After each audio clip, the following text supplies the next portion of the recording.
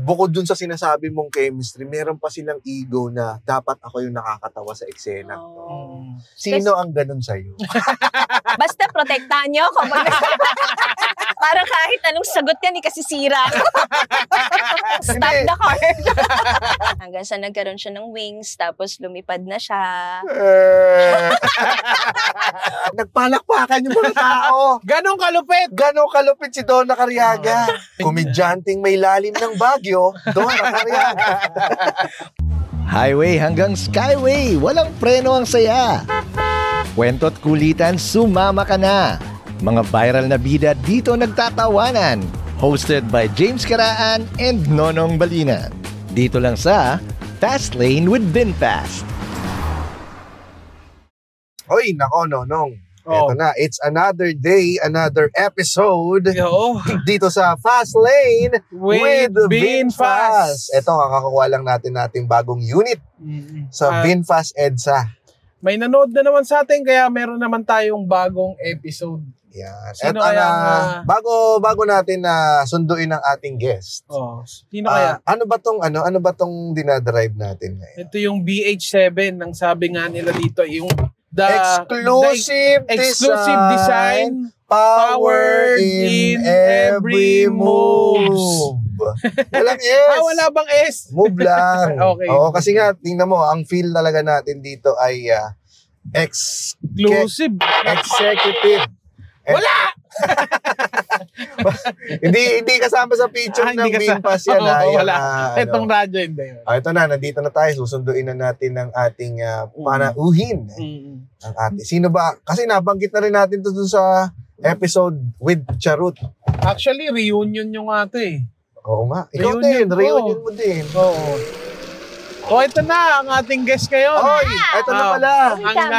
Ang champion ng 2007 Season 2, Paniwan Season 2. Tagal naman to sa Season 7, kuya. 2017 2017. Okay, my bad. 2017. Tama, 2017 Season 2 ng Paniwan. Kasama natin, Donna Cariaga! May bata! Bata! Yeah. Bagong salon ngayon si Donna. Hindi, ganito lang ako gumising. Wow. Ito, maanggulo nga ako dito sa likod. Ano ba yung unan mo? May built-in plancha? Kayo naman. Kumusta ka ba doon? Ayos naman ako, mga kuya ko. Basta naman kayo. Ako ba yung interview? Well, eto, nakakaluwag-luwag na sa buhay. Meron ng VF7 VinFast. Huling usap ko sa inyo, zoom lang tayo eh. Oo nga. Totoo nga. Diba? Pandemic yun eh. Kumusta nga pala nga buhay-buhay mo ngayon doon? Sa anong mga pinagkakabalahan mo? Teka lang napaka-plastic mo doon na magkasama tayo last month sa pencil box. Pencil box? Ay, oo nga. Hindi, yung ganitong interview ba? Kasi hindi na ako nakabalik pa ng podcast nyo. Ito dapat nga i-interview ka namin kasi meron kang theater, di ba, play. Oo, may play ako noon. Gusto ko yung hinawakan mo ko sa hita. Kasi naman naka-shorts ka. Ang yabang ko pang mag-invite nung nung play. Oo nga. Wala pala talagang oras. Pag teatro, talaga, oras talaga ang kakainin niya. Pero nakakatuwa kasi bumabalik ka dun sa core mo eh. Oo, kuya. Hinahanap din ng ng sistema. Ako masabi. Kumusta ba yung pagka-teatro mo noon? Saan ka ba nag-start? Nag-start ako sa SLU Baguio. Tapos University Theater siya. Yun theater talaga ang course mo? Hindi, yun kuya, extracurricular, yun, kumbaga org siya. Hindi siya course. Ano course mo? Masscom. So, connected pa rin naman. Kasi part siya, di ba? Oo. Yun, may scholarship kasi yung teatro ko na yun ng time na yun. Pero sa Masscom, iba-ibang department yun, di ba? Iba-ibang department. Pwede kang journalism, broadcasting, ganyan. Saan ang linya mo na? Yung namin, yung Masscom namin sa Baguio nung time na yun, walang major in. General siya. So, courses yung subject siya, hindi kurso. Paano mo nagustuhan yung pag-acting, yung pagka-teatro? Buti ka pa, Masko. Eto, nakadamit Masko. Naka-best. Nandito po tayo. Tumuulan po. Ulat pa na naman. Kahabaan ng EDSA. Ganun ba yung ganun ba sa Masscom? Laging may mga costume kayo palagi. Ay, di ba? Eh, syempre, lahat dun mapag-aaralan mo kahit yung di ba? Art dep ba mapag-aaralan nyo doon? Oo, lahat. Parang ka dun parang mapipilitan ka maging creative kasi lahat ng mga taong nakapaligid sa'yo, creative eh. Tapos parang doon ata nag-start na medyo nasanay akong humarap-harap sa tao. Kasi mapipilitan ka talaga dahil lagi kayong lagi kayong nagre-report, lagi kayong speech kung saan-saan. Parang doon ata yung ko, doon nag-start yung kakapalan ng mukha. Hindi ka ba creative dati, nung bata ka? Hindi ko alam kung paano ko siya, nung bata ako, hindi ko alam kung paano ko siya ilalabas, yung creativity ko. Ano ba ikaw sino si Donna Cariaga sa likod ng bank? Sa likod ng kotse. Sa likod ng car seat. Car seat. Mahihain ako, kuya. Oy, tingnan nyo naman, pero bago natin sagutin mo yun, Donna. Tingnan mo kung gaano ka spacious ang ating naka-D4 si Donna. Naka-D4, di ba? Kasya sa BF7. 25 na katao sa likod ng BF7. At medyo siksikan na yun. 65 na clown. Pero mabalik tayo dun sa doon sa kurso mo. Parang yun na ba yung pangarap mo dati? Hindi po. Ano yung gusto mo nung bata ka? Gusto ko maging engineer nung time na yun, nung college. Sayang, ang ganda pa naman ng maging engineer. Diba? Mga kickback. Blood control sana. Kasama ka sana sa PGC Boys. Nagsusugal ka din. Hindi, kasi nung time na yun, ang limited naman ng nalalaman kung mga pwedeng... Ang ganda sumagot siya, sumakto dun sa maingay. Ano yun? Ang limited ng mga... alam kong pwedeng i-explore nung time na yon. Ang alam ko lang, ang mga kurso ay either magme-medicine ka, magti-teacher ka, mag-engineer ka. Hindi sumagi sa utak ko na mapunta sa sa arts. Ganyan. Kaya lang nun, kulang yung pang-tuition ko, pang-engineer. Ang sumakto, mass-comm. Sabi ko, magmamasko muna ako ng mga 2 SEM, tapos maghahanap ako scholarship, tapos mag-shift na ako ng second year. So, nandun ka sa registration office, nagbibilang ka ng coins? Hindi naman ko. So, alin po ang course o klase dito sa... Ito po yung pera ko. Kayo po mag-decide kung saan po ito pwede. Yung 12,572 pesos na yan, pang mascom yan. Parang mga ganyan nga lang yung hawak ng pera. May butal talaga. Magkano yung mga panahon na na tuition ng magmamascom sa SLU nun? Nung time na yun, parang 15,000 yung kailangang i-shell out for enrollment nung freshman ako nun, kuya. Mga ganon. Tapos wala, bitin talaga Tapos sumama lang ako sa mga kaibigan ko noon kasi nag-arkila sila ng van paakyat ng Baguio. Eh bakit sa Abatubo, hindi pa sa Baguio? Galing ko Nueva Ecija. Nueva Ecija talaga probinsya ko. Oh. So parang ka lang pala taga Baguio. pag hindi ako naka-enroll ng araw na yon, hindi ako makakabalik na nun kasi siya pang pamasahe babalik. Tapos di naman ako nagbabiyahe-biyahe niyan. Wow, ang ganda. Ginawa nung outing yung enrollment. Umarkila ng van. Oh guys, enroll tayo bukas. Gang. Parang ganyan. Kayo lang yung nag-enroll na may kasamang salbabida. Tapos, in-enroll ko na muna. Yun na yung plano. Kapag hindi ako naka-enroll kasi ngayon, uuwi ako hindi ko alam kung saan na ako pupunta. In-enroll ko muna, basta maka-enroll lang. Tapos mass-comm yung Sa ganap ako ng scholarship. Yung scholarship nun, napunta naman ako sa theater. Diyan na nag-start. Di na ako nakapag-shift after nun, diniretso ko na. Nagustuhan mo na siya agad, yung pagtiteatro? Nagustuhan ko na, kuya. May radyo. Ayan na. Responde na tayo. Kasama yan. Ito yung Siri ng BH7. Hindi, no? Wala pala. Kasi ito ay the exclusive design with power to the future. Power in every move. Power in every move. Mas pa ni Don Ikaw na lang ha. Ikaw na kayo mag-drive dito. Pero Donna, yung hindi innate sa'yo ang pagiging ang creatives. No? Kasi wala naman sa pamilya nyo ang Mascom ba? Wala. Maski nag-artista, wala, kuya. So Wala. parang kasama siya dun sa struggle habang lumalaki kasi walang nagpapaintindi sa'yo kung ano yung tinatahak mo. May Kasi mga walang nag-discourage guide. ba sa'yo na, ay, ba't Mascom yung ano mo, walang pera? Hindi, wala naman. Kasi nun sa probinsya namin, basta makapag-college ka, okay. Ah, Okay Saan na nga siya. sa Nueva Ecija? Sa Gimba ako, Gimba. kuya. So parang yun lang din naman yung hihingi sa akin nung mga magulang ko noon. Basta makatapos ng pag-aaral, ganyan. Kesyo, anong course naman ang mapili. Yun lang, wala akong parang feeling ko, mag-isa kong ninavigate yun. Na-discover ko na lang na pwede pala to, okay pala din tong teatro, ganyan. Sino yung mga naging guide mo doon o sino yung mga nagpa-stay sa'yo doon sa pagka-teatro? Yung mga kasama ko na... na nag-enroll din, yung kasama mo sa jeep? yung kasama ko nag-arkila ng band. Oo. Hindi, yung mga nakilala ko na sa theater.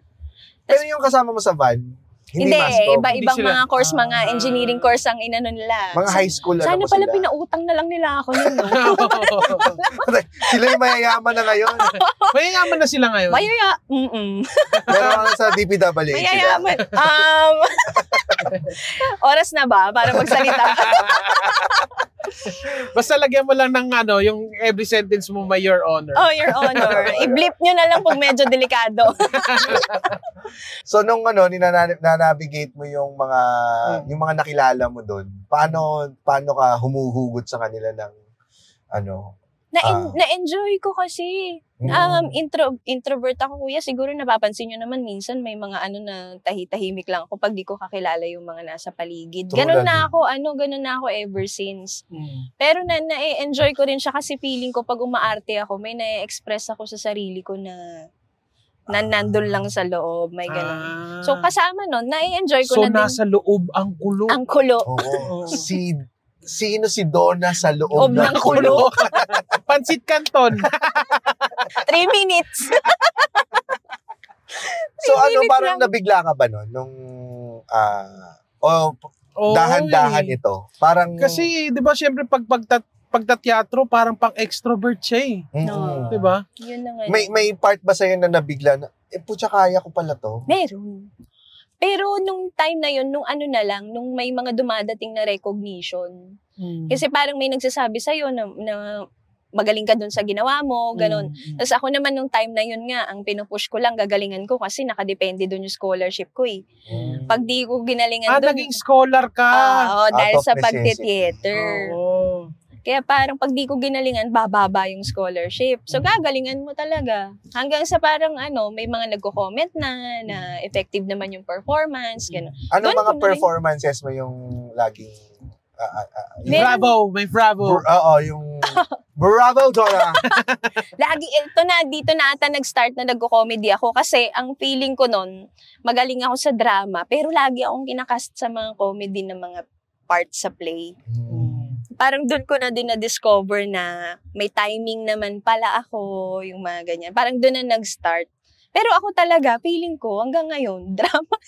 Tigas ng ulo, ayaw tanggapin. Pero sa mga... Comedy ka, putang ina mo! Sa Nilalagay mga na nga. barkada mo ba, nagpapatawa ka? Pag komportable, hindi sasadyain. Pag ganito nung usapan lang, kusa na lang siyang lalabas. Pero pag sinabi mong mag-perform ka nga or patawanin mo nga kami, ay lalo akong hindi Sakit makakapag... Well, siguro naman, lahat naman din ganon. Ng mga comedian. Oo. Pagka, hindi, kahit kami rin naman, kahit meron na kami nakahandang pyesa, syempre hindi, alam mo pa rin naman yung environment na readyng tumawa yung mga tao. Tama. Versus dun sa pinilit kang magpatawa, syempre, guarded pa yung mga tao na yun. Sige nga, patawanin mo ko. Yun ang mentality or mindset ng mga yun. Lalo na yung audience sa atin, di ba? Parang sabi nga nila yung mga Pinoy audience ang pinakamahirap patawanin. Oo. Lalong-lalo na kung kakilala mo. Tapos syempre, yung way mo pa ng pagpe-perform is iba yun sa natural na conversation na katulad nito. Tama. Diba? May performance ka talaga na switch ka eh. Ikaw doon na meron kang switch. Sa likod. Sa likod. Self-destruct. Parang dapat talaga sa akin na ko muna, nawa-warm up. Paano ang warm up mo pagdating? You mean switch ba na yung Performance. off, on, off? Ito na si performance Donna. At ito naman si introvert Donna. Meron ako camera Kaya nga ang dami nagsasabi, ba't di ka mag-vlog, ganyan, kasi may impression na parang kayang-kaya natin lagi yung may nakaganyan na mag-vlog. Pero hindi ako nakukomportable pagka hindi obvious sa mga tao sa paligid na nagtatrabaho ako. Yung gano'n, yung pag personal time ko, di ko siya kaya. So pagka parang na-set up siya na parang okay, nag-work tayo, ganyan, o mag-shoot tayo, 5, 4, 3, 2, 1, action, yan. Doon nagsuswitch. Di ba meron kang content sa Facebook and TikTok? So, ano naman ang kakaiba dun sa setup mo na yun para ma-switch mo si performance doon? Ano nga yung mga content ko, kuya, yung mga kayang gawin ng mag-isa lang.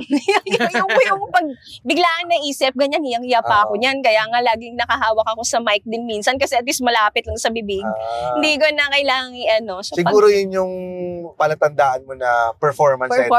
Yung siya. May mic. Oo. Basta totoo. merong Kasi naalala ko si Victor Anastasio. Merong audition sa harap lang ng 3 tao. Siyempre tayo pag audition, hindi natin alam na na gusto natin alam natin yung tawa ng crowd. So ang ginawa niya, kumuha siya ng stick tas nagganon siya ng mic. So parang meron para lang siya ma-switch. Para lang ma-switch yung performance niya, yung angle niya. So ikaw doon nung ang timing at delivery mo yung laging napupuri noong sa theater. Timing and delivery. Paano na-distinguish yun? Kung kunyari manonood ka ng isang up and coming, ano yung kakaiba para masabi mong, uy, may timing ito at sa iyong perspective? Sa perspective ko, pag mahahalata mo kasi pag yung kausap mo ay nakikinig. So parang pag nanonood ka din, makikita mo din kung yung actor ay nakikinig dun sa kausap niya. Minsan kasi mabato lang ganon yung Pero yung iba kasi pag isasama niya talaga yung sinabi din nung kausap niya. Tsaka siya magsasalita. Doon pumapasok yung, ang ganda naman nung timing at delivery nito. May connection. Hindi lang siya nakabase sa script. Kasi pwede mo naman, may mga template naman na bitaw ng mga 1, 2, 3 punch Pero kapag sinamahan mo ng pakikinig dun sa kausap, or kapag performance din, minsan may timing dun sa pagbaba ng tawa bago mo bitawan ulit Parang sa live, no? Oo, sa live. Iba yung energy. Magandang point yun na pag bilang comedian ka, hindi lang yung basta bitaw ka lang ng bitaw Meron ding part yung dapat marunong ka ring makinig talaga. Hindi lang sa audience, yung co-actor mo din. Chemistry. Kaya kami, walang chemistry ni Nonong dito. Hindi kami nakikinig sa isa't isa. Diba? Tatry natin magkaroon ng chemistry. Ano nga yan? Everything. Power to ito, babasahin ko ito para mas malinaw kasi baka mawala na tayo ng susunod na episode Exclusive design. Exclusive design. Power. Ayan design. Dalawang design? Isa pa. Exclusive design, power in every move. Di ba? With ED. Past tense. Pero, yun, sige. Sino ang paborito mong ka-eksena? Taas in tao? Papaisip ko lang. Sige, hindi, nung mga panahon nung college. Nung panahon nung nagtateatro ka, baka meron kang paborito na pag siya yung nakita mo, medyo palagay ka, hindi ka kinakabahan masyado. Oo, parang sa kanya kahuhugot. Oo. Meron akong ganyan na parang tumatak talaga siya sa akin na sa person. Si Nico Manalo. First time namin nagka-work, tapos ganyan. Anak ni Jose Manalo. Yes, si Nico Manalo na napakahusay din. O parang minsan kakabahan ka kasi kapag i-call ka nila sa set, tapos makikita mo ang role mo ay best friend ni ganito or love team ni ganito, ganyan. Tapos sa totoong buhay, first time yung magmi-meet dun lang sa sa set. So iba yung social anxiety ko pag ganyan yung first time mo makakatrabaho. Kaya siya tumatak sa akin kasi nung nagiging magka-eksena na kami, may bitawan, may chemistry. So parang sabi ko, ang sarap umarte pag ganun, pag yung pinakikinggan ka nung tapos nagbabatuhan lang kayo, ganun yung pakiramdam. Siya, isa Di siya naman sa mga tayo yung paborito. binabasa. Hindi naman. Chemistry. Chemistry. Ayun, Pero ang ganda nga pag gano'n, ano. favorite ko siyang Anong ka-eksena. eksena niyo yung hindi mo makakalimutan na naging fluid yung eksena dahil doon sa chemistry Dahil sa mo? batuhan. May, Tsaka anong palabas yun? ano to, sa Net25, yung Panalo o Talo, It's You. Yun Yung kay Maricel? niya. Hindi, yung kay Elmo Magalona to nung time na yun. Oo. Tapos kami, pinagtambal kami. First time din namin magkatrabaho. Meron kaming mga eksena na yung kakain kami sa fishballan. Oo. Tapos magsuslow mo kami bigla ng mano-mano. Mano-mano. Ano kayo dito, pinag-pair kayo? Pinag-pair kami. Tapos first time yung wala kaming chemistry test. To lang nangyaring ganun eh. Nagkita na lang kami dun na mismo sa sa set. Tapos parang tagal ko nang kakilala to. Ganun yung pakiramdam na nung nag-uusap Ang na ganda, kami. parang matagal na kayong magkakilala. Mm-mm. Tapos ngayon, alam mo yung connection na nabuo nyo agad. Oo. Sa ano pa lang yun? Sa eksena na o sa tent pa lang? Sa tent, syempre may mga warm-up na yan. Kakausapin mo, di ba? Small talk. Anong kinain mo kanina? Mga ganun. Mga ganun tanungan. Para lang hindi lalo na kuya, pag comedy minsan di mo alam kung mabibiro mo yung ka-eksena mo. Oo, Pag hirap. di ba? Pag first time mong ka-eksena, Oo. di mo alam kung baka mabad trip to. Tapos pagdating ng tent nito, Baka kakantukan na lang ako. maka-apekto di ba? Oo, eh. Kasi sa lingid sa kaalaman ng nakararami, maraming komedyante ang mataas ang ego. Mm. Siyempre, yan pag dating sa comedy, tingin nila, teritoryo nila yan Mm-mm. At tapos, bukod dun sa sinasabi mong chemistry, meron pa silang ego na dapat ako yung nakakatawa sa eksena. Oo. Mm. So, Yun ang mahirap katrabaho. Yun yung mahirap ka-work. Sino ang ganun sa'yo? Basta protektahan nyo ako. Basta Pero kayo- meron.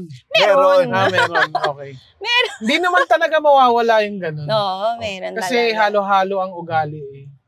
Kasi Iba-iba kapag ganun, parang, sige, bigay mo na sa kanya.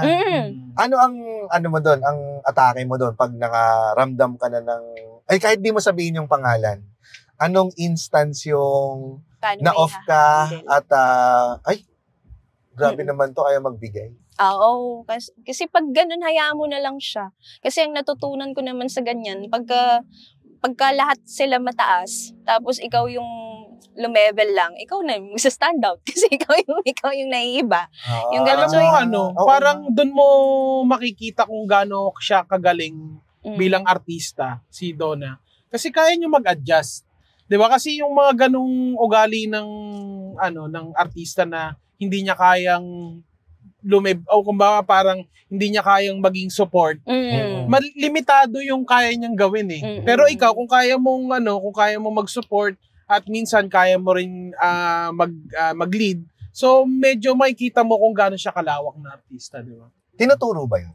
May workshop sa ganun. Na parang titignan mo kung may number siya, tapos titignan mo kung anong status mo sa eksena na yun mismo. So pag ang status mo ay mataas, di ibibigay mo yun kunyari sa bida, ganyan. Siya yung hayaan mong mag-lead ng eksena. Kunyari, number 2 ka lang, siya yung number 1 eh. Huwag mo siyang i-over. Ay, Kagaya natalsikan tayo. kagaya ng tinalsikan Ano ba yan? tayo. Natalsikan So tayo ikaw ng na, bus. putang ina mo, bus ka. Sorry, sige. Go on. May ganon. May Ay, workshop. teka, medyo may ano sa workshop mukha ko, sa Ano ba to? Sana pala sinara natin yung bintana. May ganon po siya. May mga workshop para doon. Stop over muna. Makipagtawanan at kulitan. Biyaheng highway hanggang skyway ang saya. Kasama sina James Karaan at Nonong Balinan. Dito lang sa Fast Lane with VinFast. Natatansya mo na ba? Kasi meron din naman sigurong bida na hindi naman din status niya 1. May ganun ba? Na bida nga siya, ang status niya is bida on paper. Pero ang delivery niya is number 3. May ganun May din ganun. po. Diyan tayo papasok ng mga support. Mga supporting Ibababaan mo cast. pa yung lalo. Yung sa'yo. Ano naman, minsan naman, pag hiningi naman ni Direk na, o kailangan mo siyang iangat ng konti, ganon. Ikaw talaga yung may mga pagkakataong hihingin sa'yo na ikaw yung magdadala ng eksena. Sinasabi yun talaga. Sinasabi naman, most of the time. Pero minsan, pakiramdam. Paano sinasabi? Sinasabi ba yun kapag alam ng director na patwitams lang tong bidang to? Ikaw na bahala dyan, Donna. Oo, Banu Umarte yan. Uy, wala naman ganun. Direct, nakalapel po kayo. Direct, dinig ka, Direct. Ba't ko ba sinabi sa megaphone? Ganun diretsahan. Ano ba? Minsan, Paano usually yung langwahe pag sinabi sa'yo? minsan may mga experience ako na, kunyari si Bida ay ang expertise niya talaga or ang genre niya talaga ay kunyari dramatic actress siya. Tapos ilalagay mo siya sa rom-com. Hindi rin naman niya kasalanan na hindi siya komportable or medyo nangangapa siya dun sa genre na yon. So magka-cast sila ng mga komedyante na kagaya natin, 'di ba? Kasi nga rom-com siya para mai-up siya. So minsan importante talaga din yung mga role natin kasi parang Alam mo na yun. parang iaano mo na gets mo na kasi di din naman niya kasalanan na rom-com yung hinihingi sa kanya Kumbaga, sa casting pa lang, alam mo na, no? Kahit di sabihin sa'yo, alam mo na. Ganun. Syempre, kailangan din makatrabaho mo siya para ma-gauge mo din kung anong tulong ang kailangan mo. Talagang pag supporting actor ka talaga, literal na support mo yung yung bida mo din, di mo siya pababayaan. Parang ikaw ang pangalawang love team Ganon. Ganon talaga siya Kaya wag mong kunin ang sa kanya, spotlight. Bigay mo sa kanya. Ikaw yung magbibigay ng spotlight sa kanya. Tulungan mo siya mag-shine. Nagkakaroon ka ba ng urge minsan na putang ina? Ang hirap naman katrabaho nito. Banu. Wala Banu. Putang ina. Sige na nga, agawin ko na yung spotlight. Ang hirap naman sagutin. Parang kahit anong sagot yan, kasi sira. Pwede mong safe answer. Sige. Pakinggan natin yung safe Wala answer. akong matandaan. At ikinasira niya pa rin. Kinisira niya pa rin. Wala naman, di naman ako umabot pa sa ganyan po. Na parang yung inis na inis, hindi naman. So, kailangan mo, understanding ka pa rin na, sige, ibababa ako na naman. Kasi, Patay na lang kaya yung role ko. wala namang ganyan. Dami kasing consideration sa set Isipin mo din yung pagod ng mga tao sa paligid. So, minsan, gigets mo na lang din talaga. So, kasi meron din, ako naman, may mga, sa konti lang din naman ng trabaho ko, may mga nakatrabaho din ako na, yun nga, na nakaka-relate ako dyan na, ang hirap din kasi hindi rin naman siya sa comedy. So, kailangan mo ding i-extra effort pa para lumutang din siya. Natulungan. Yun lang hindi ko alam kung paano ko magko-cross. Baka naman pagka in-effortan mo ng support, baka lalo kang ikaw pa yung umangat. Namang bida-bida naman. Parang ganun yung Paano ganon? Paano tingin mong pwedeng arte doon? Ano lang po, siguro, di ba sa isang buong pelikula, marami siyang eksena. So, minsan magpo-focus ka lang dun sa eksena muna na kinukuhanan. Tapos yun na, makakatulong na hahanapin mo kung saan ka lulugar. Ganun. Ano yung lugar mo dito sa eksena na to? Kung ikaw Kaya importante nagbabasa ng script, no? Binabasa mo ba yung buong Binabasa. movie? Kunyari, gano'n. Binabasa mo simula umpisa? Opo, pag binigay sa akin yung buong script, pero may mga pagkakataon kasi yung part ko lang yung binibigay. So, importante, aralin mo na lang din yung mga eksena. Ganun Kasi na lang minsan siya. may mga missing link ka na bakit ko ginawa to? Or parang bakit galit siya? Or mga ganun. Kaya questionin mo na lang din kung anong nangyayari. Nung nakatrabaho ko na si Donald, kasi naririnig-rinig ko lang nung mga panahon na yun. Ano yan? Na si Donna magaling. Oo, magaling si Donna. Si Donna magaling. Totoo yan. Ang hirap, hindi mo alam kung paano naging magaling si Donna. Wait lang, bago mo sagutin yan, bigyan ko kayo ng trivia. Ano? Unang eksena nila ni Yasi. Kala ko, saan nanggaling ang salitang apple? Unang eksena na ata nila ni Yasi nun, tsaka ni nagpalakpakan ng mga tao dahil ang galing talaga ni Donna. Oh, anong eksena ito? Ano kasi siya doon, best friend siya. Magiging best friend siya ni Yasi doon kasi sa probinsyano ito. So dinala ni Cardo si Aliana doon sa community namin. At siya yung umalalay doon kay Yasi. And ang eksena ata noon parang sige nga, ikwento mo. Ang eksena, parang i-welcome siya dun sa kubo-kubo nila, no, kuya? So, kayo nagbigay sa kanya ng nagbigay ng mga unan, bani, sige, ganyan. stop, si Nonong naman. Oo. So, nung binigay niya na yun, natapos ang eksena. Malakpakan Ano sila. ba? Nag-clap-clap ang mga tao. Ha? Oo. Yun lang? Yun Ganun lang. ang eksena nila. Hindi, may ano pa yun. Siyempre, naglinya pa naman go. sila. Ikwento mo na ulit, So, Donna. Sorry sa mga nanonood. So, sige, Donna. Ayan, kagaya niya, Nico, kunin ko dun sa usapan natin kanina, kuya. Ang direction sa akin ni Direk Coco nun, dahil ang karakter ni Yasi dito, Aliana, medyo bad trip siya nun Kasi dinala siya dun parang kinidnap siya ni Cardo, ganyan yung dating So, wala siyang imake. Bad trip siya sa lahat. So kami, as a community, kami yung mga madadaldal, ganyan. So yung eksena namin na yun na dalawa, ang sinabi sa akin, iaangat or itatry mo siyang i-lighten up as yung character niya. Kasi nga, entertain mo siya. Wala siyang dialogue dun. Meron pa sagot-sagot pa isa-isa. Tapos ako lang yung madada. Ayan. So, naalala ko pa yun, ang sinabi pa ni Donna, di dada siya ng dada. Tahimik lang si Aliana. Sabi niya, ang daldal mo naman. Parang may gano'n. Ang daldal mo pala, no? Ganun. Ano ang mo doon? Hinugot mong kasi adlib lang lahat yun, no? Adlib lang. So anong hinugot mong anong tawag doon? Chinanel. Vocalize. Kumanta. Anong mo na, Na mindset naman din ni Direk Coco nung time na yun na ganitong uri ng character yung Doray nung time na yun. Madaldal, tapos parang kinukumpara ko yung sarili ko kay Aliana, yung feeling ko magkamukha kami, mga ganon.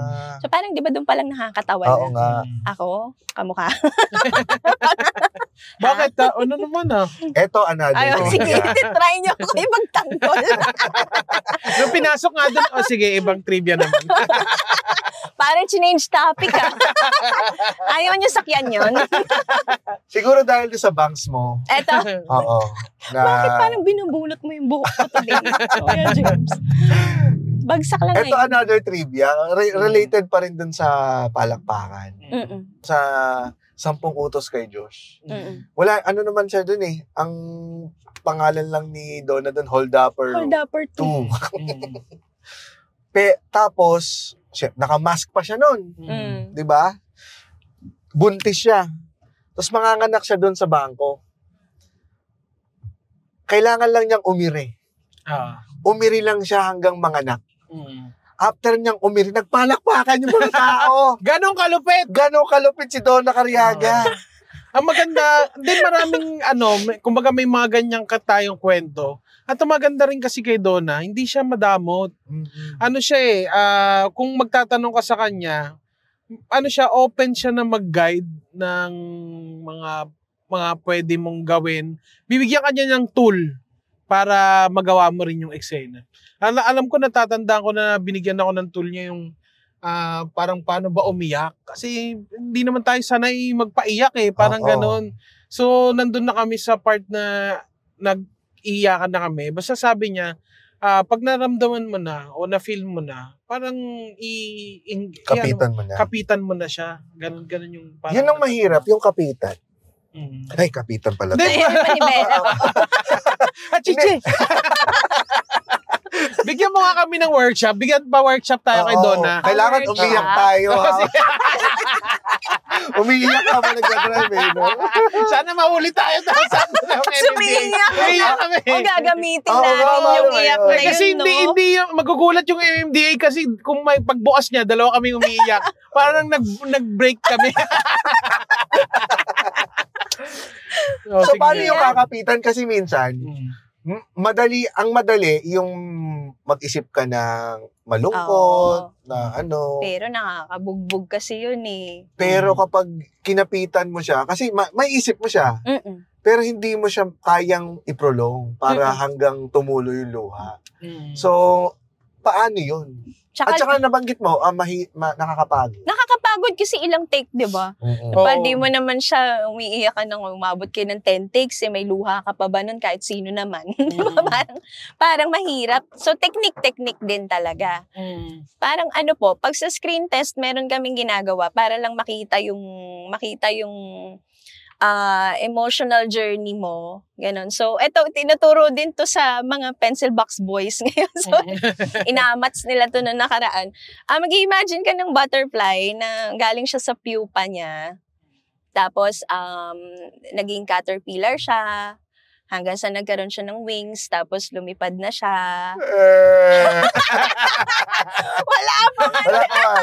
Hanggang sa nag-fade na siya, tapos namatay na yung butterfly. So parang itatry mo lang tignan. So mas inner muna bago yung talagang tears. Kasi may mga inner iyak naman eh.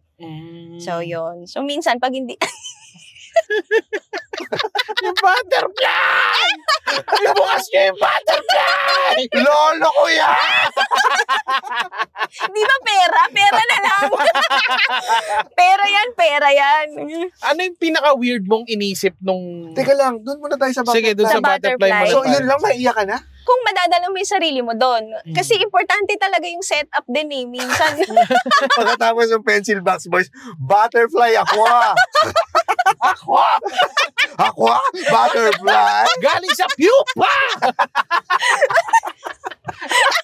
Bakit? Imagine ko si RJ.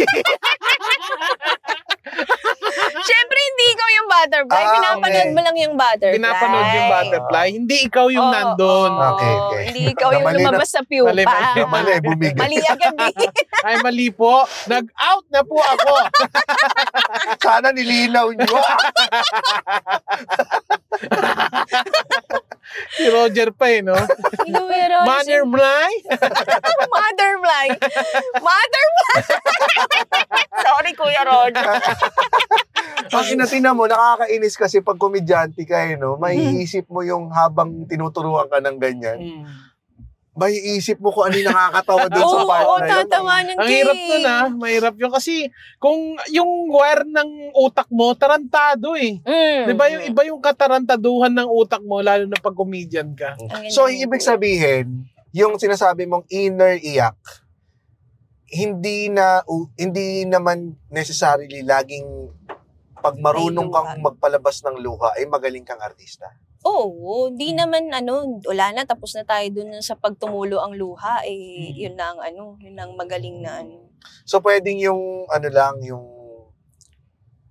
pero totoo naman, sa reality, hindi naman lahat talaga iiyak. Oo, sa totoong buhay nga, pinipigilan natin umiyak eh, di naman natin nilalabas, diba?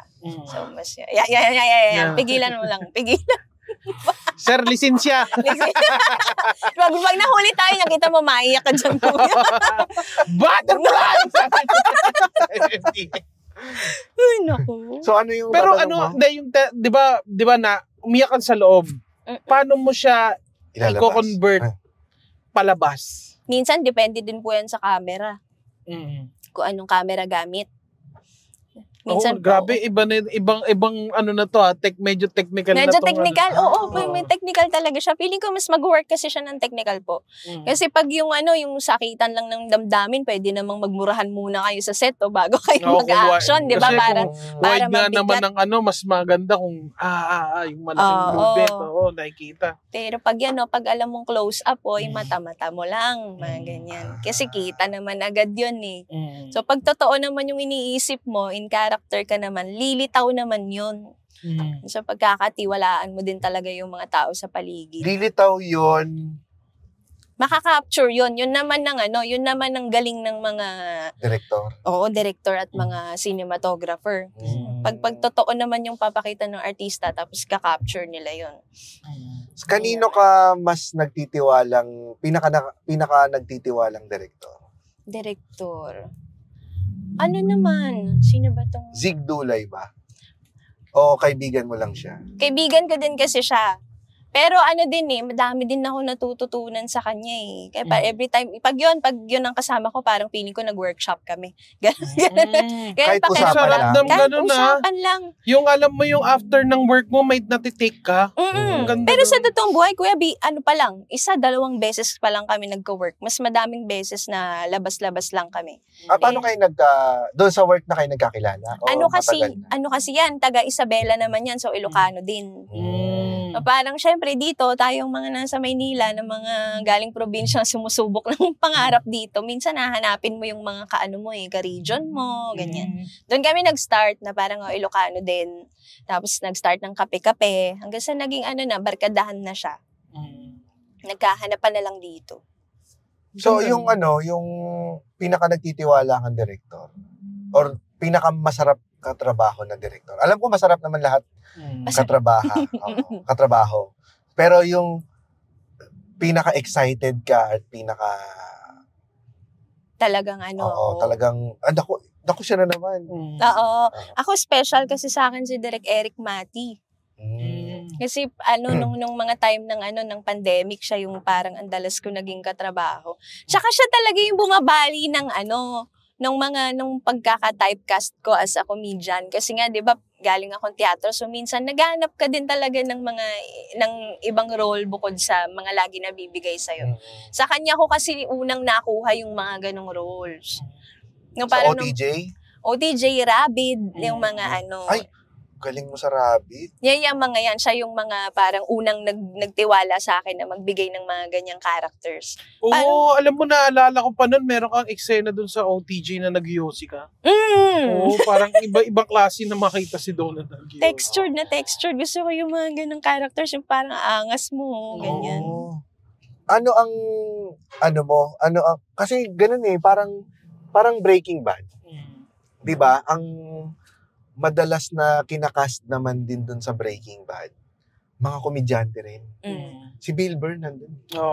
So, at hindi sila nagpapatawa. Oo. Diba? Naniniwala ba dun si Direk Eric Mati na may ibang mas malalim pa ang mga komedyante pag nilagay mo dun sa role na yun? Oo, mahilig siya sa mga komedyante. Kasi bukod sa gusto niya na masaya yung set niya, din siya, parang feeling ko lang magaan din loob niya sa mga komedyante. Ewan ko, siguro kasi na yung timing given, ganyan. Iba din kasi pag na-translate natin yung timing sa ibang genre bukod sa comedy. Oo, mahirap gawin yun, di nagagawa basta-basta. Yun naman feeling ko ang strength natin. Rabid ay horror, di ba? Horror. Ang sabi nila, ang comedy at ang horror ay magkaakibat. Dahil parehong umaangkla sa timing. Sa timing. Parang mayroon pang sinabi si Jordan Peele na na ang pinagkaiba lang daw yung music ng yung comedy at saka yung horror. Hindi ko alam kung ba't ako pumunta dito sa Aurora Underpass. Okay lang naman. Kasi kakain ng oras talaga siya eh. Pero totoo yun. Isa sa mga pangarap ko na makasulat ako ng isang horror film. Pangarap ko yun. Ano kaya nangyari sa kanya? So mga kaibigan, dahil tayo nakatsaleko, may huminto po mga motorsiklo dito at ginagayad po nila ang isang lalaki na nandito po. Tingnan mo naman yan, baha dito sa sa ilalim ng Aurora Bridge. Diba, kahapon lang pinag-uusapan namin sa episode yung may pwede pa pala tayong iunlad. May yung hindi pala tayo dapat nagtitiis lang sa mga ganitong klaseng baha na magta-traffic, konting ulan lang, traffic na. Hindi pa ikaw ba doon na ito na tayo. DDS ka din. Walang ligtas. Stop the car. Nako. Hindi yung nag-iingat ka ba ngayon sa mga political content or postings? Hindi kasi lalo na ngayon yung mga tao naghahanap na rin sila ng ba't wala ka bang pakialam? Tahimik. Ba't tahimik ka? Ngayon medyo bumuboses. Kasi ano naman nung mga dati parang nailalabas pa yan sa art doon sa makikita mo sa mga pelikulang ginagawa, gano'n, sa mga material na ini-inject mo sa career mo, ganyan. Ngayon kasi parang di na enough na ganun-ganun lang. Kailangan talaga bumuboses-boses na rin. Maraming ang nagsasabi, di ba, na may nag-post sa Pencil Box na FB group. Di ko rin napigilang hindi sumagot. Dahil parang inaatake nila yung comedy. Oo. Na bakit pwede ba tayo dito sa Dito sa baba, tapos diretso ka may U-turn dun sa GMA. Pero pwede ka pa naman din diretso. Traffic nga. Ay, wag na, masaswerving ako dito. Yan. Sige, alam mo naman, mga ordinaryong Pilipino, walang taka sa batas, pero ang mga nasa kapangyarihan... Oh, shots fired! Shots fired! Shots fired! Totoo. Ayun, so, anong sinasabi ko? Yung sa Pencil Box na tinitira yung comedy dahil bakit daw tayo gumagawa pa ng comedy kung ganito nakagrabe yung parang madidesensitize lang or kapag pinagtatawanan, masyado lang na nasosoften ang stance pag ginawang comedy. Ang sabi ko naman, ito yung iba't ibang klase ng form of protest. Pagdating sa art form to. Pero may point din naman, feeling ko may point din naman siya ngayon na pag-isip-isip ko nung sinabi mo. Dahil, oo nga, parang hindi na sapat yung subtle na dinadaan mo sa art form. Kailangan mo na rin bumoses. O kasi meron ka ng platform di ba? At saka ano lang din naman kung kaya mo din panindigan yung mga sinasabi mo. Kasi kung nandun ka lang din sa meron ka kunyaring pake, tapos hindi mo rin kayang panindigan, hindi magbabacklash lang din. Yung cloud lang. Oo, lalo na ngayon ang daming nakikicloud sa ganyan. Ikaw, Donna, ay malakas ka sa social media pero anong mas mahal mong avenue? Anong platform? Ngayon, mas po ako sa filmmaking din talaga. Mas ano bang kaibahan yan para sa mga tanga? Hindi ikaw. Makinig ka lang sa amin. Makinig ka lang. Para may next episode pa kami. Para sa mga hindi nandun sa industriya. Ano bang kinaibahan ng pag-arte kasi pag sinayang pag-arte lang yan sa layman. Pero pag sinabi mo pag-arte sa film, pag-arte sa television, at pag-arte sa entablado, anong pagkakaibahan naman yan para sa iyo? Sa film kasi, ang tool mo dyan ay yung camera mo. So parang kaya siya may mga technique din.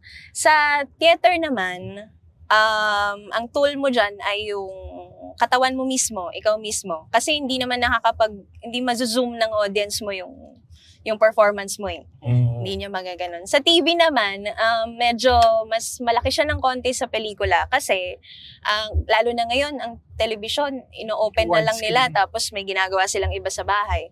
So, kailangan na nakakatch mo yung attention nila. Parang ganyan. So, yun naman kaya siguro mas nalalapit naman yung loob ko ngayon sa filmmaking kasi para sa akin, mas malapit siya sa reality ko. Ganyan. So, kung ano lang yung konting galaw lang at makapture siya ng camera, nuance na agad yun Parang ganyan. Unlike sa theater, na kailangan mo talaga siyang lakihan kasi yun yung hinihingi ng medium. Kasi may mga nagbayad sa'yo dun sa dulo. Na same performance din dapat yung makarating sa kanila. So, kailangan maparating mo hanggang dun yung performance mo. So, parang sa pagkakakwento mo ay ang challenging ng TV. Challenging na siya ngayon. Dahil kalaban mo yung attention span. Oo. Lalo na may cellphone na din ngayon Oo. Nagiging bed music na lang yung minsan. Parang ganon, yung TV. Parang nagiging ganon siya sa atin. Unlike nung kunyari, manonood ka talaga ng pelikula, alamin mo kung saan, kasi pag hindi mo nasimulan yung storya, malulos ka Uulitin mo uulitin mo, rewind mo. Hindi ka tulad ng pag TV, palaging nagbabago yung kwento kada araw. Yes. Magandang punto yun kasi pag totoo nga, pag sa episodes, pag sa series, sa TV, pwede mo pang makuha ulit yung context ng susunod na episode eh. Kasi meron silang recap eh. Meron. Ang nakaraan. Lagi. Sa Wednesday. Kasi palaging nagbabago yung yung storya kada araw. Ever-changing siya. Paano ka nagpe-prepare naman sa role? Kasi nabanggit mo kanina yung nuance. Paano mo nilalagyan or na iisip? Nabubuo yung isang character. Oo, nabubuo isang character. Sige, bigyan mo nga kami, kunyari, doon sa OTJ, ano yung pangalan mo? Melay. Melay. Paano mo binuo si Melay? Ano naman yun, kuya? Parang minsan makikita mo na siya sa script kung paano siya sinulat.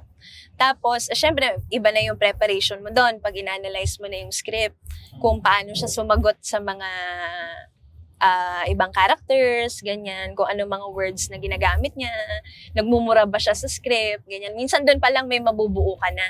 Pero pagdating mo ng set, pwedeng maiba pa kasi yun, pwedeng madagdagan, pwedeng mabawasan. Kagaya nung itong OTJ, doon ko na lang nalaman sa set na kailangan ko mag-yossi.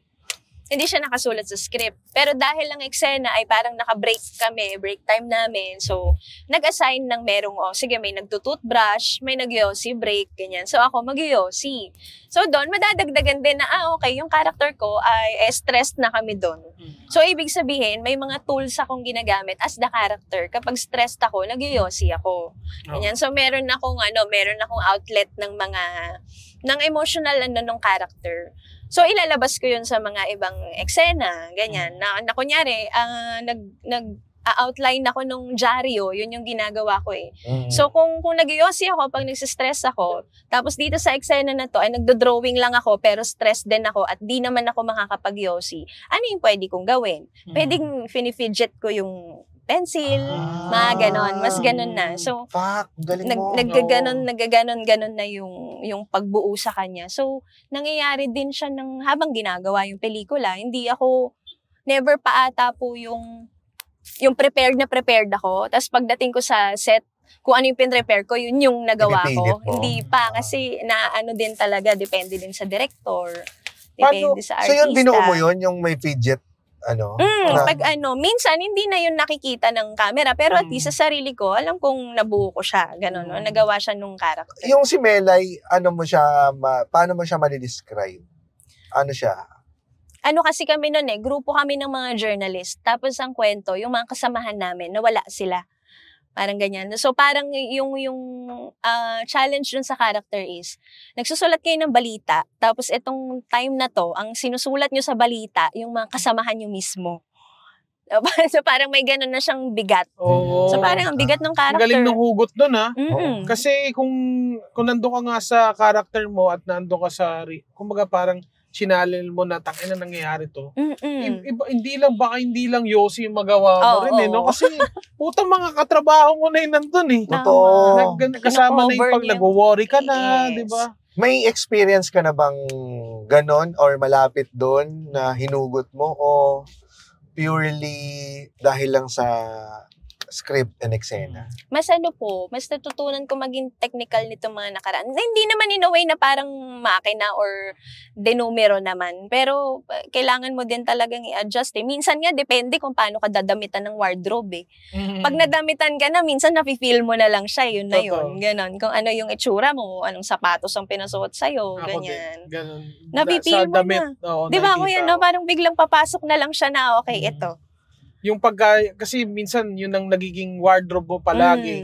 So pag sinuot mo na siya, nagsiswitch ka na rin. Pero may tanong ako doon. Kunyari, may binigay sa yung part na hindi mo pa siya, wala kang anything na malapit sa'yo. Na-experience mo yun. Kumbaga parang talagang totally bago sa yung, kunyari, hindi ka naman nag-yossi dati pero kailangan mag-yossi. Paano mo siya ginagampanan? Ano naman po, observation. Diyan naman papasok yung pag-observe sa mga tao-tao. Ganyan. Pag minsan may ginagawa po ako na, ewan ko medyo weird, yung grounding. Ang weird naman yun. Ang weird. Ginagawa mo yun? Ano yung grounding? Ano lang po, term ko lang din siya sa sarili ko, pero parang baka may ibang tawag sa kanya. Pero yung lalabas ka lang, tapos i-immerse mo yung sarili mo sa isang community. Or pupunta ka lang somewhere, ganyan. Tapos wala ka namang trip masyado, kundi mag-observe ka lang ng mga pwedeng, Minsan kasi may mga kasalubong kang tao, tapos sasabihin mo na lang sa sarili mo, yung karakter to. Oo. Ganon, karakter kasi to. may bawat tao may karakter di ba? Yun yung minsan i-channel mo na, ay, ganito siya gumalaw. So, ginagaya mo. Meron nga akong napanood, Simon Confiado. Meron siyang, meron siyang role na mangingisda. Ang ginawa daw niya, pumunta siya sa isang lugar kung saan sila mag-shoot. Tumira siya ng 1 buwan ng advance. Tapos, sinubukan niya maging mangingisda. Para pagdating nung shoot nila, nag-blend na siya dun sa lugar. Tapos, alam din niya kung paano, nangisda rin talaga siya. Method acting. Oo, ganun. Method. May ganun siyang Ikaw ba, nagme-method ka? O technical, sabi mo technical ka, di ba? Iba kasi na yung kay Kuya, hindi sa level ni Kuya Mon. Kasi, extreme na din talaga yun. Ba't nangisda ka doon na journalist ka eh? Pero gusto ko din, pangarap ko yung mga ganyan na yung titira ako doon sa mismong community, tapos makikisalamuha hanggang sa mag-immerse na nga ng todo. Pangarap ko may din artista to sa kwarto ha. Alam mo ba yun? Hayaan mo siya. Ano yan? Method yan. Method yan. Pangarap ko din yun. So far, wala pa pong nabibigay kasi na ganong role. Pero kung may chance, gusto ko rin siyang gawin. Na gusto ko ngang ma-hone pa yung ganyang klaseng craft. Kaso hindi naman ako masyadong nabibigyan ng hindi pa naman. Oh. Gusto ko nga tuloy pa critic kay Donna yung Badong. Ano yung Badong? Sa yung Batang Quiapo na role ko. Ay! Hindi ko alam kung... Si Badong? Oo, nahirap. Ngayong sasabi mo sa akin yung mga ganyang klaseng technique, doon ko na-realize na ang pangit pala ng acting. Hindi naman. Hindi, syempre masasabi mo, baka sa sayo lang, kinikritik mo lang yung sarili mo. Pero kung mapapansin mo naman, yung mga tao naman na masasabi mo naman na nagampanan yung role mo. Meron ka bang ganun na are you hard on yourself? Sometimes, po. Sa anong anong role mo yung naging yung parang shit, ang pangit mo. Ang pangit, ang OA naman itong hayop na ito. Ganun. Mas kadalasan sa audition ko po nararamdaman yan yung ganyang pakiramdam. May mga ganun din kayo. Kahit natanggap ka? May mga ganun din kayo, yung parang shit, sana ganun yung ginawa ko. Oo, laging ganun, no? Laging parang never mong na 100 points talaga yung Laging parang after, tsaka mo na lang may diba? Kahit sa eksena pa rin eh. Oo. Pero gusto ko yung ganung version ng sarili ko na parang lagi kong ini-improve yung, alam mo yun, yung nandun ka pa rin sa part na shit, sa susunod ganun yung gagawin ko. Ang hirap naman mag-request sa director ng, direct isa pa, hindi ako natuwa. Ay gaga, hindi pero ka bida. Pwede mong gawin yun ha. Pero hindi ko yung bida eh, paano ba yun? Hindi, kunyari, pwede mo rin sabihin na pwede isa pa. Pwede kasi may something na, hindi naman sila madamot parang ganun, na parang, kaya mo pang improve. Pwedeng isa pa ganun, gumano ka pa. Kasi meron ka pang ibibigay. Parang ganun. May pwede pang... Tapos yun ulit yung ginawa. Wala nang iba. Ano yun? Same. May nagbago. Sinayang mo yung oras natin. Minsan may mga ganun ako na pinupulis ko yung sarili ko, tapos sinasabi ko din na pwede sa akin manggaling. Kasi kunyari, na-cut. Tapos, kumbaga, parang ang panggagalingan yung sayo. Parang pwedeng sa akin po ulit. Yung parang ganun. Pick up. Parang ganun. Para mas ma-improve mo pa. Ganun. Saan ka ba naging, na-nominate nanalo ka na ba ng Best Actress or Best Supporting Actress? Na-nominate nung Best Picture. Best Supporting. Gawad Urian. Gawad Pero Urian. nomination. 47th Gawad Urian ba yun? 45th. 45th. Yan. Sa Rabbit yun Eric Man. Wow! Ano ang acceptance speech mo doon? Hindi naman ako nanalo, nomination. Sino nanalo? Pero anong prepare mo? Anong prepare mo? Meron ka prepare. Siyempre, pero pag nag-speech ako doon, hindi po ako nag-prepare. Ngayon mo sa katotohanan. Ngayon mo i-deliver ang iyong acceptance speech. Ano yan? Ang dami kasing, ito yung lagi kong iniisip. Di naman sa nag-expect ako na magkaka-award ako someday. Naku, hindi malayo. Pero ang hirap na, kasi may oras lang yan, di ba? Parang 1 minute, mga ganyan. Oras kasi nakaprogram. Pero hirap ako ngayon isipin kung paano magde-deliver ng speech kasi sobrang daming taong kailangan pasalamatan talaga. Mag-iwan ka na lang ng quote. No. Kung may quote kang ikaw ang mismo ang gumawa. Uy, nasabi mo na yung quote. Dahil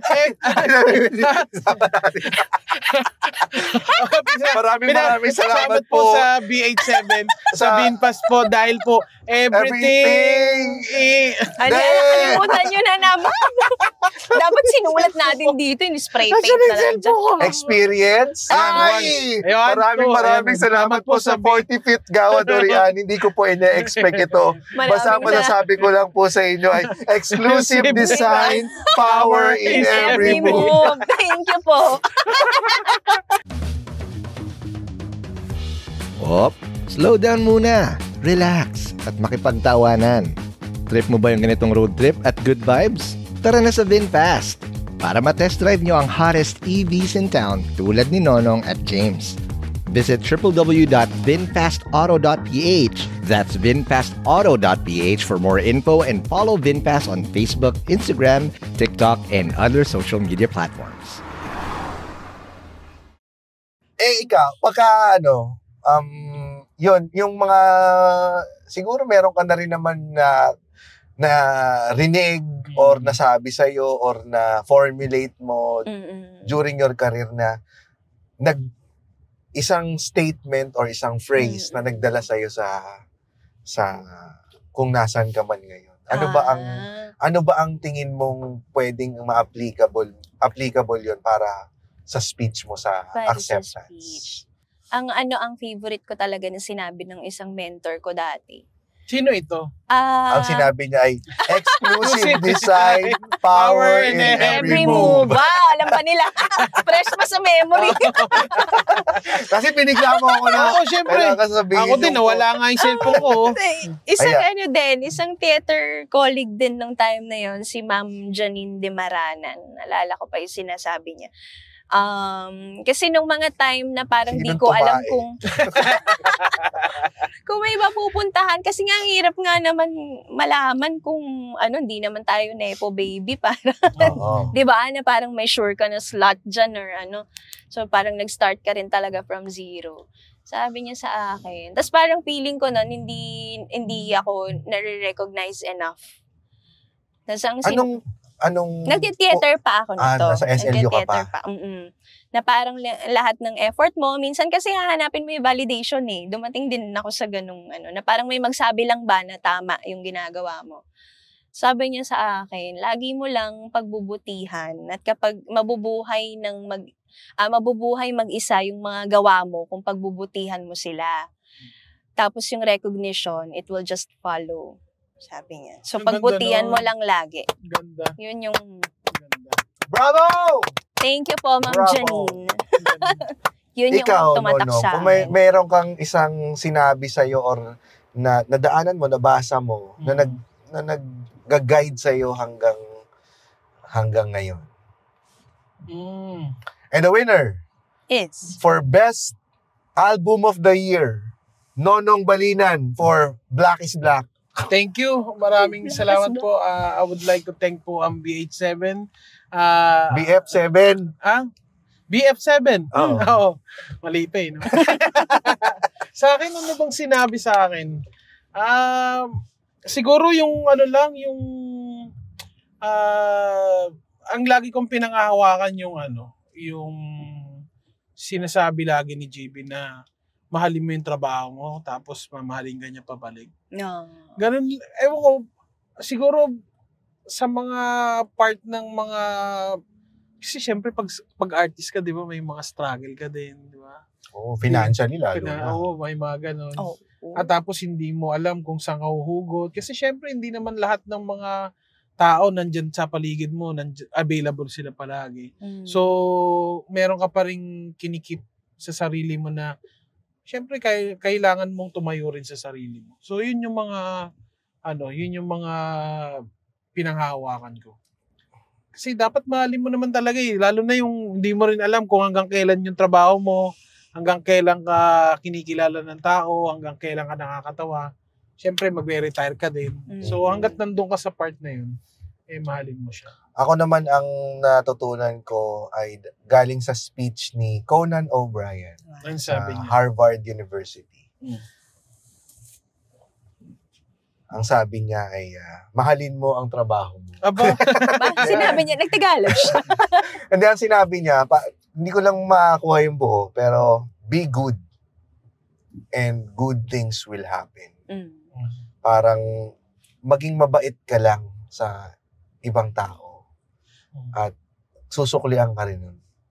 Kasi totoo naman di ba?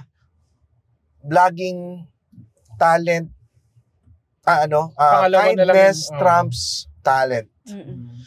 Na parang marami na tayong nabalitaan nun sa showbiz na or sa industriya na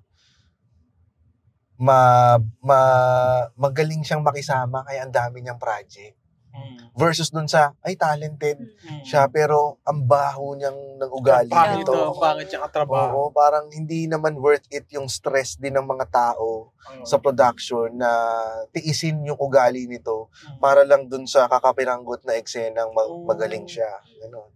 Tsaka kasi, di ba sa panahon ngayon, ang bilis ng pumasok ng mga tao sa ang bilis mong mapalitan. Natitreten ka ba doon na sa mga ganon na pag may bagong parating na flavor of the month? Kasi for a time, naging flavor of the month ka. Yung mga ganon. Hindi naman po. Parang wala naman. Hinihintay ko nga din yung sarili kong madretsa rin. Pero wala naman. Kasi siguro may pakiramdam ako din na pa din ako. Yung baguhan feels pa rin. Yung dami-dami ko pang pwedeng matutunan. So parang, paano mo papalitan ang dami ko pa nga rin hindi alam. yung ganon. So, pare-pares lang tayong nagtatry talaga. Tsaka mas nakakatuwa yung dumadami. Oo. Yung dumadami tayo. Tsaka pagka dumadami, yung magagaling, mas gagaling pa yung iba. Parang, kasi syempre, hindi ko naman papatalo Tsaka doon ka din makakakuha nung paano ka mag-e-evolve pa rin. Kasi minsan yung mga bago, may mga bago din silang ideas na, pwede pala yun. Totoo. Kaya aminin natin, hindi parang nagugulat tayo na pwede pala yun. Ganon. So tayo, magta-try din tayo na parang improve. Huwag kang sarado utak mo. Ano na yung pinaka nagagamit mo ngayon na bagong natutunan, hindi mo natutunan sa teatro? Bagong natutunan. Siguro ngayong mga recent projects mo. Yung sa theater kasi po, nung nagte-theater ako sa experience ko, ang strong talaga na pag binigay yung character yung aaralin mo. So parang recently ko na lang din nahanap yung uniqueness ba. Yung parang, kasi minsan pag nag-audition ka, sa totoong buhay, pag nag-audition kayo din yung nandun kasi sa casting room Yung laging kayo yung magkakalaban. Kasi type, pareho kayo ng type. Pare-parehas kayo, magkaka-contemporary Sino bang mga hilera mo? Ayan, ang lagi ko nakakasama sa auditions, andyan si Charm Aranton, si Kat Gala. Ayan. Chay po na share? Chay po na share rin yung mga lagi ko nakikita sa mga listahan pag mag-audition. Kami na naman to. Tsaka Yasi Pressman. Oh, Yasi. Iba na, ganyan, dumagdag pa. So parang iniisip ko na lang din nung mga una po na po-frustrate ako kasi bakit at parang kayo lang. Pag di mo nakukuha or ganun or hindi ka na binalikan sa inquiry, pag tingin mo may iba na pala. Oo, may iba nang kinuha sila, ganyan. So, inanap ko ngayon yung strength ko or yung uniqueness ko na parang ang iisipin ko, pag di nila ako kinuha, hindi yung strength ko yung hinahanap nila for that role. Baka ganito, yung mabibigay ni ganito ang kailangan nila. So parang yun yung mas nagagamit ko ngayon. Iniwas ko din yung sarili ko para hindi ko siya i-set up for pain and frustrating din siya minsan kasi patatagan talaga ng loob din ilang beses ng rejection pa rin naman siya kung tutuusin. Sa mga hindi nakakaalam, ilan ang percentage mo ng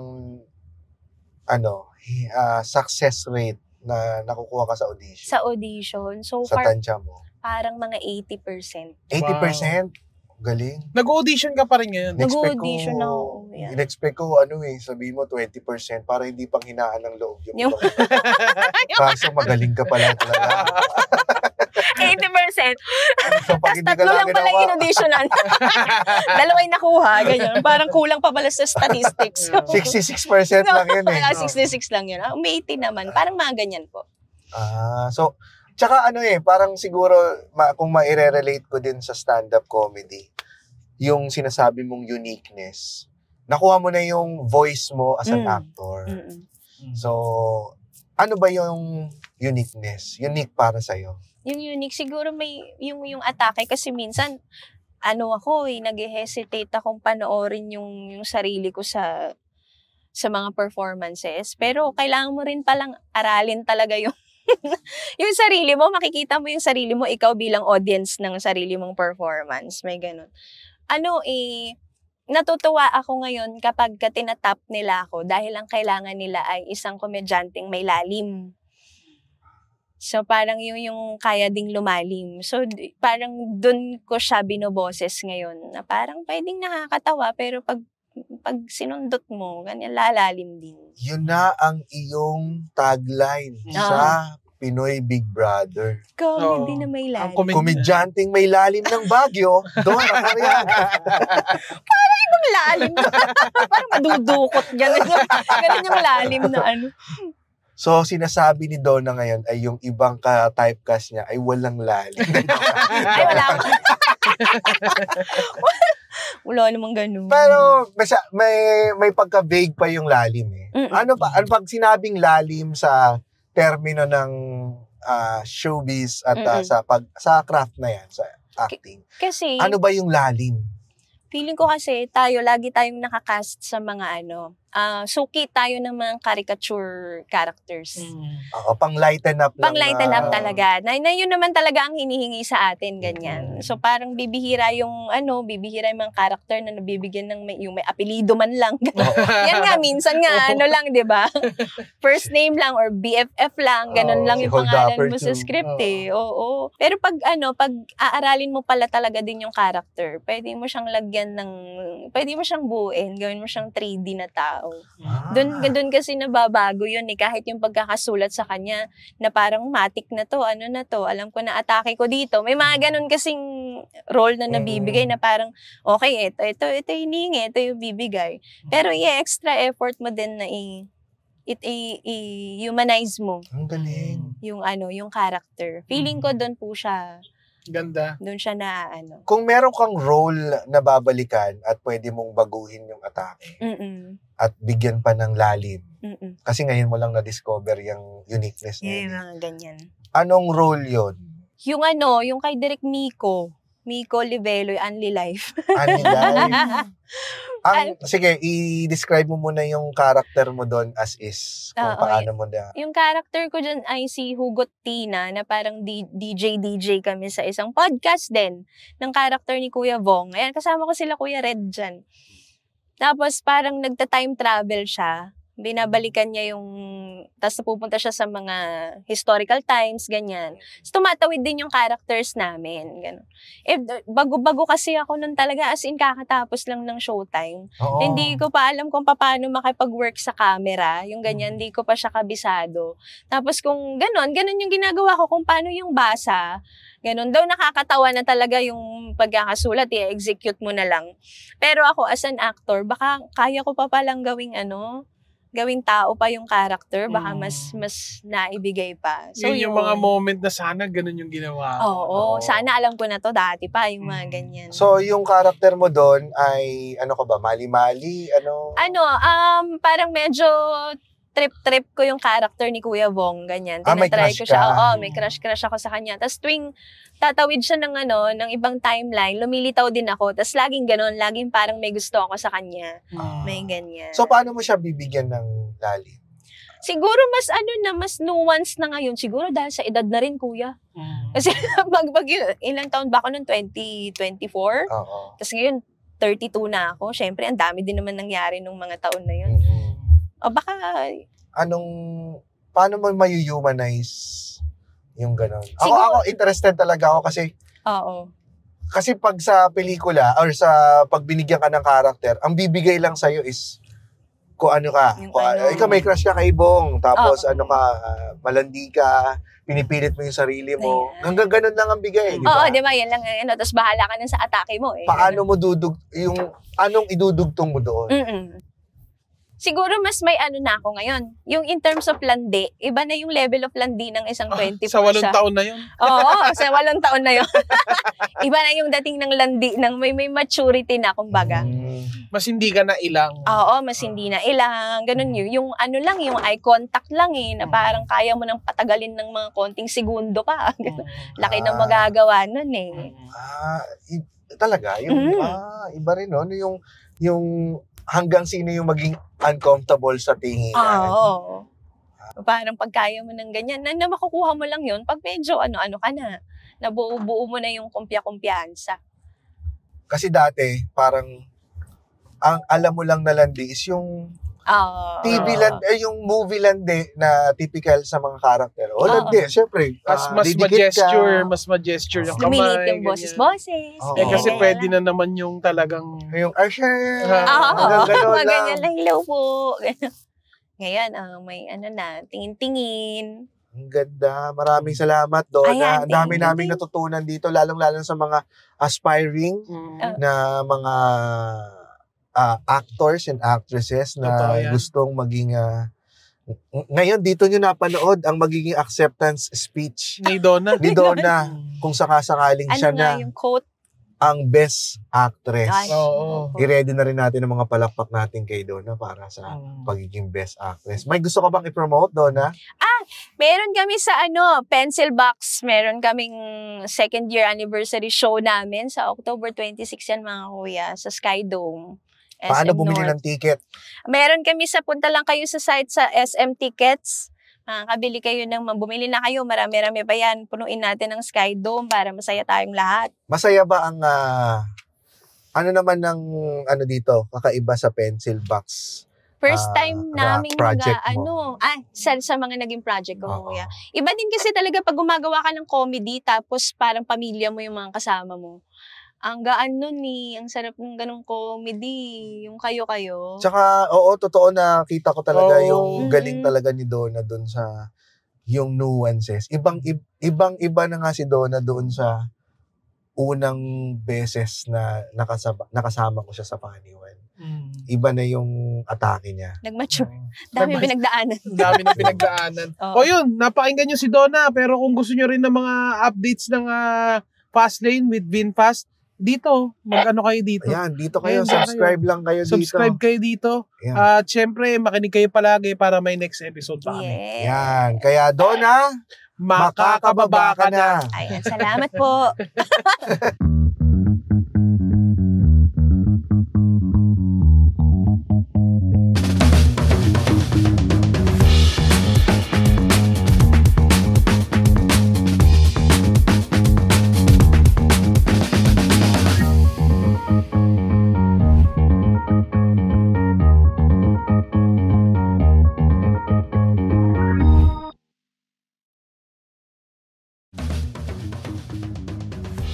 Sulit ang kulitan, bitin sa tawanan. Catch the latest episodes on YouTube, Spotify, or wherever you listen to podcasts. Dito lang sa Fast Lane with VinFast.